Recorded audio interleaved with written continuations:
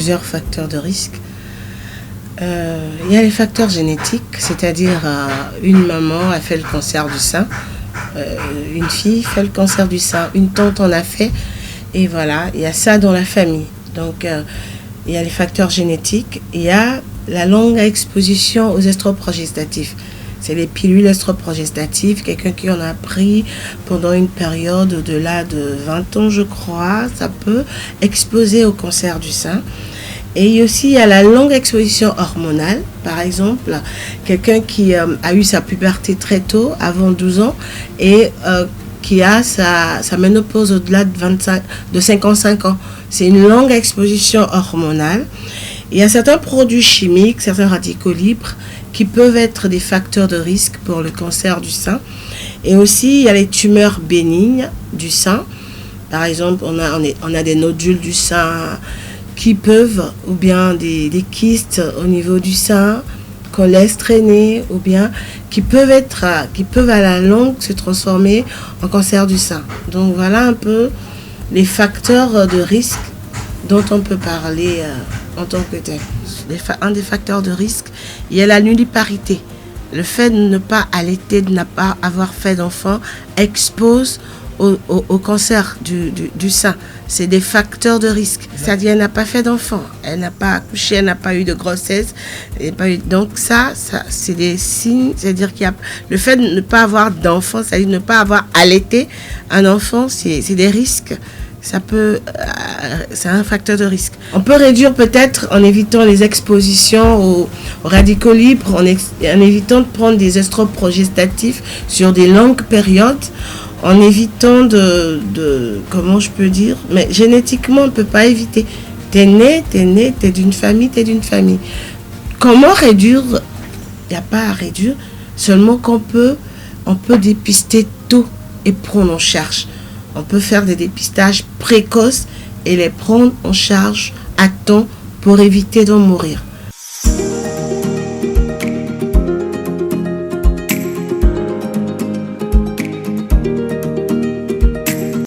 À partir de quel âge? Avant, c'était à partir de 50 ans.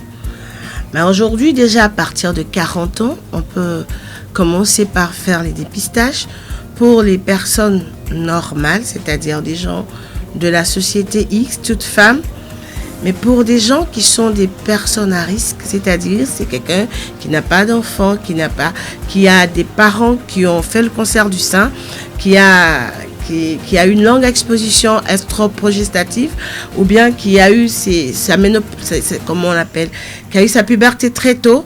Voilà, ça c'est des personnes à risque. Si tu es personne à risque, c'est bien de commencer le dépistage dès l'âge de 35 ans. Mais d'habitude, c'est à partir de 40 ans on commence le dépistage. Et le dépistage, c'est quoi? Ça se fait chaque mois. Chaque mois par l'autopalpation. C'est toi-même qui dépistes, tu examines tes seins et c'est juste après les règles. Il y a une façon de l'examiner et il faut l'examiner. Et en dehors de ça, il faut faire au moins une consultation chez un personnel de santé, une sage-femme, un gynéco, un médecin généraliste qui peut examiner votre sein correctement au moins une fois l'année pour voir tout est bon, il y a pas de problème. Et puis l'autre façon de dépister, c'est de faire la mammographie. La mammographie, c'est une analyse radio et couplée à l'échographie qui permet de pouvoir rechercher les lésions, des petits nodules qu'on ne pouvait pas détecter avec la main lors de l'autopalpation ou lors de la palpation. Cette mammographie se fait pratiquement chaque 2 ans à partir de l'âge où on dépiste, à partir des 40 ans. Mais les jeunes filles déjà, il faut leur apprendre à palper leur sein.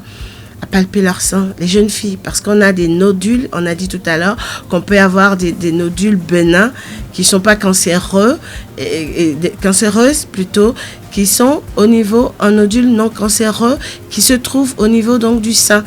Et il faut pouvoir palper. Donc on a eu des nodules chez des jeunes filles, des seins où il y a des nodules et il faut les enlever pour voir si c'est pas mauvais, c'est pas méchant, mais souvent c'est pas méchant seulement. Quelqu'un qui a des nodules tout le temps. Attention au cancer du sein.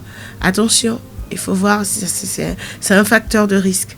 Donc voilà un peu, chaque mois ou bien chaque année chez un spécialiste, ou bien chaque 2 ans pour l'échomammographie.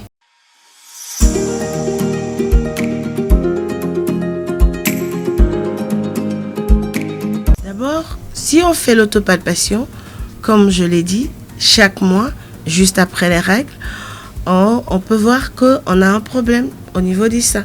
Si on sait comment examiner ces seins, on voit une grosseur anormale, on voit une peau d'orange, par exemple, qu'on n'a pas l'habitude de voir. On voit un nodule qui est inhabituel. J'ai pas de ce nodule. En palpant, je vois que j'ai un nodule. Ou bien on voit un ganglion au niveau des aisselles. Ou bien au niveau susclaviculaire, en dessus du clavicule. On voit ces signes. Attention, il y a un problème. Et non, quelque chose d'inhabituel, n'hésitez pas à consulter.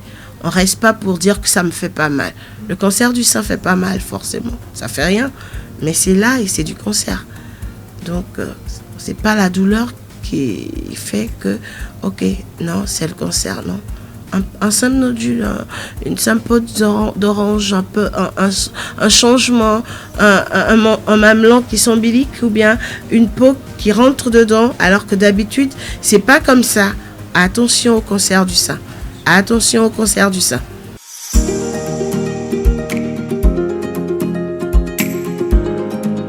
Intervenir en faisant quoi? Il n'a qu'à palper les seins de sa femme. L'homme pape, le sein, l'homme aime. L'homme suce le sein de sa femme. On a dit tout à l'heure, quelqu'un qui n'a pas tété, il n'a pas tété, donc il faut téter le sein. Téter le sein de sa femme, palper le sein de sa femme. Je crois que c'est comme ça qu'on peut dire que l'homme intervient, sinon il va faire quoi? Les hommes, ils têtent les seins, ils têtent.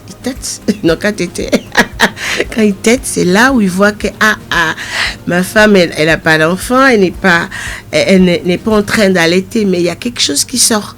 Tu vois, s'il y a un liquide anormal aussi qui sort, ça un signe. Un liquide, il tête, il voit que il y a du lait qui sort. Il y a un liquide marron qui sort. Il y a du sang qui sort. C'est là où l'homme intervient. Peut-être la femme, elle a son sein, elle le fait joli, elle s'en occupe pas forcément, elle palpe pas. Si elle fait pas l'autopalpation, elle saura pas. Mais l'homme qui touche souvent les seins, elle peut sentir que ma femme, il y a quelque chose qui ne va pas. J'ai vu ça, il faut aller voir à l'examen. Donc voilà un peu comment l'homme peut intervenir.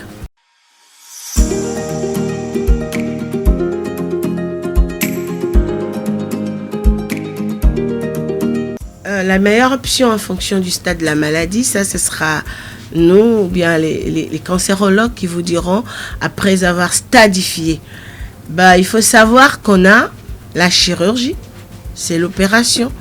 On peut enlever le sein totalement ou bien on enlève et on conserve on fait un traitement radical en enlevant totalement le sein, ablation du sein. On l'enlève totalement, vous n'avez plus de sein. Mais le sein, c'est pour allaiter et puis pour être joli, donc on peut mettre des prothèses. Ça, c'est pas encore un problème. C'est un peu un problème, mais pas trop. On peut aussi faire un traitement conservateur. On enlève les nodules et on suit et on n'enlève pas les seins totalement. C'est le traitement conservateur. Mais souvent, le traitement conservateur, on ne le fait pas ici au Togo. C'est rare parce qu'après, il faut vraiment un suivi. C'est pas évident. Donc, souvent, quand c'est le cancer du sein, on préfère faire un traitement radical avec mastectomie, curage ganglionnaire, etc.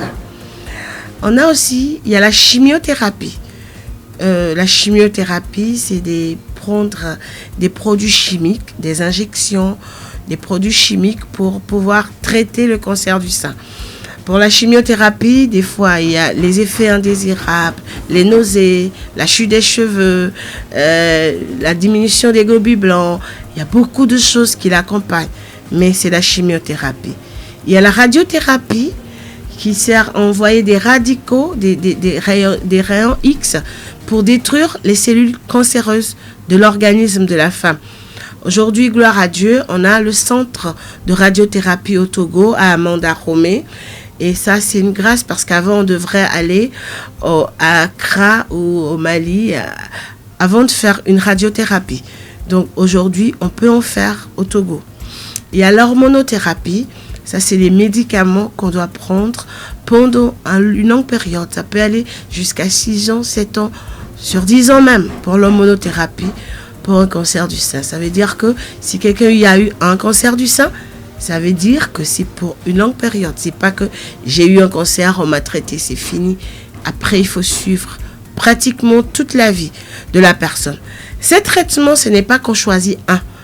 Selon le stade, selon la façon dont on doit faire le traitement, pour chaque patient, on peut avoir à faire tous ces traitements. Les 4, la chirurgie, la chimiothérapie, la radiothérapie et l'hormonothérapie pour une personne. Il y a aussi des traitements ciblés qui sont là actuellement où on doit faire des traitements avec des produits bien ciblés. Aujourd'hui, ça a vraiment évolué le traitement du cancer du sein, surtout quand on le découvre tôt. Mais quand on le découvre tardivement, des fois, il n'y a pas grand-chose à faire, on peut pas arrêter la maladie. Tout ce qu'on peut faire, parce qu'on a un sein qui est malade, avec une peau qui sent, une plaie, on fait juste une chirurgie de propreté. Et on suit, on accompagne le patient et Dieu fait le reste. Sinon, il n'y a pas grand-chose. Il faut pouvoir faire une bonne stadification. Quand on dépiste tôt le cancer du sein, on peut le traiter et on a plus de chances d'en guérir. Mais lorsque on le dépiste très tardivement, la chance de guérir est très, très, très fin. Déjà tôt, vous voyez qu'il faudra faire des périodes et puis il faut surveiller pendant pratiquement toute la vie de la personne. Maintenant, si on le dépiste tard, vous voyez un peu ce qu'il en est.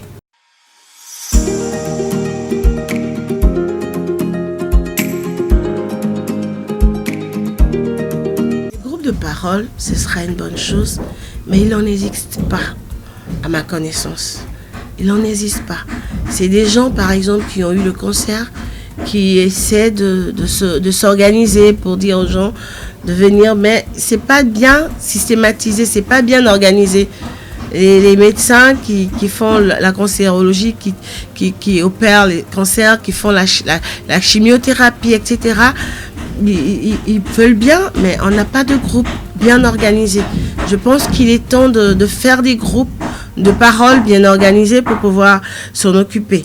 Maintenant, le soutien psychologique, des fois, lors des traitements, on envoie les patients vers les psychologues pour qu'ils puissent discuter avec eux et pouvoir les accompagner. Mais si je peux dire ainsi, surtout au Togo, c'est la famille. C'est les parents, c'est les pasteurs, c'est les hommes d'église, etc. qui constituent ce soutien qu'on a. Donc je pense qu'il faudra vraiment organiser la chose pour que les groupes de parole puissent être vraiment bien organisés pour pouvoir soutenir tout au moins psychologiquement. Parce que financièrement, c'est les familles qui sont en charge. Et ça pèse très lourd sur les budgets des familles. Ça pèse très lourd.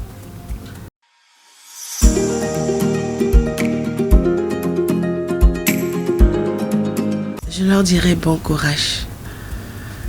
Je leur dirai que Dieu les soutienne. Je leur dirai bon courage. Parce que le problème du cancer du sein, c'est un problème, c'est un fléau.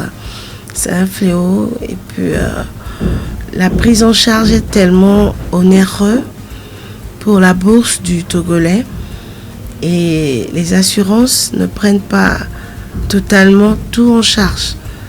Et avec la crise financière actuelle, c'est vraiment un casse-tête chinois. Donc, c'est tout ce que je leur dirais. Bon courage. Et je dirais aussi à ceux qui n'ont pas le cancer et qui pensent qu'ils sont bien, de se faire dépister, de faire l'autopalpation.